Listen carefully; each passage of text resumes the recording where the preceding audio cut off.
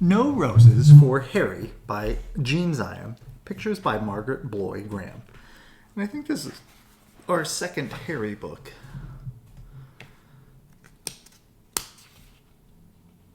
It says, To Harry from Grandma.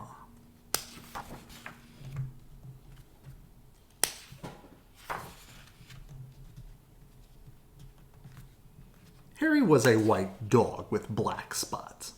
On his birthday, he got a present from Grandma. It was a wool sweater with roses on it. Harry didn't like it the moment he saw it. He didn't like the roses. When he tried it on, he felt cozy and snug, but he still didn't like the roses. He thought it was the silliest sweater he had ever seen. The next day, when Harry went into town with the children, he wore his new sweater. When people saw it, they laughed. When dogs saw it, they barked. Harry made up his mind then and there to lose Grandma's present.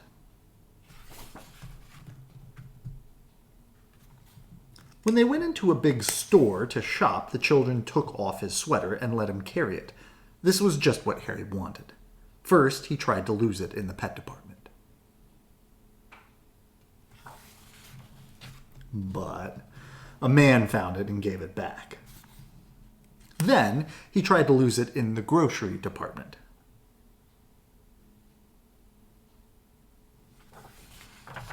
But a lady found it and gave it back. He tried to lose it in the flower department. But a little boy found it and gave it back. The children didn't let Harry carry it anymore. They made him wear it. As they started home, Harry was beginning to think he'd never lose it. And when he got home, his friends were waiting to play with him.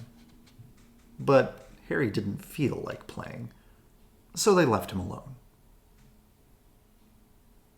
As he sat wondering what to do, Harry noticed a loose stitch in his sweater. He pulled at the wool, just a little at first, but then a bit more and a little bit more. Harry didn't know it, but a bird was watching. In a minute, Harry had pulled out quite a long piece of wool. The end of it lay on the grass behind him, and suddenly the bird flew down. Quickly, as a flash, she took the end of the wool in her beak and flew away with it. It all happened before Harry could even blink. The sweater began to disappear right before Harry's eyes. First one leg, then the neck, then the other leg, then the back, and finally the whole thing was just one long piece of wool flying off into the sky. The sweater was gone. Harry could hardly believe it. He barked and jumped with joy, and then he ran out of the yard. He ran down the street barking, "Thank you," to the bird over and over again. The bird and the wool were just a tiny speck in the sky, but Harry kept following them.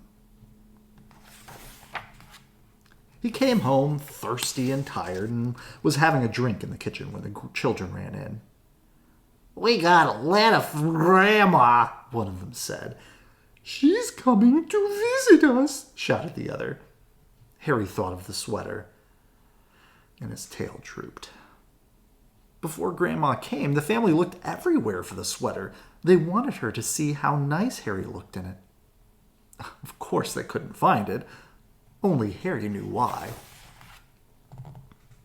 When Grandma arrived, Harry ran to her with his leash, and then he sat up and begged. "All right, Harry," said Grandma.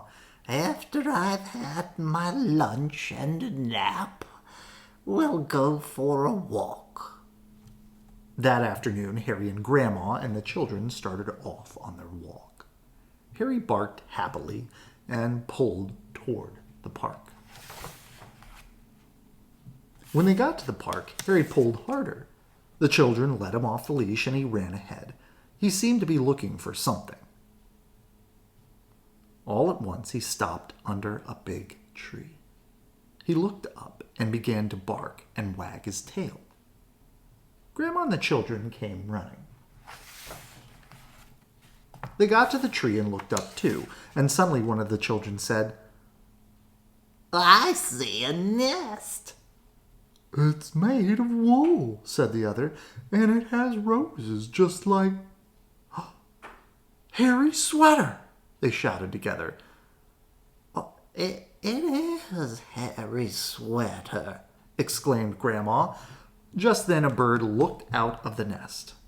Look, Grandma, look, shouted the children. Harry gave his sweater to a bird. Whoa, I wonder how he did that, said Grandma. The bird sang and Harry wagged his tail even harder. At Christmas, Harry got a present from Grandma. It was a new sweater. Harry liked this one very much. He tried it on.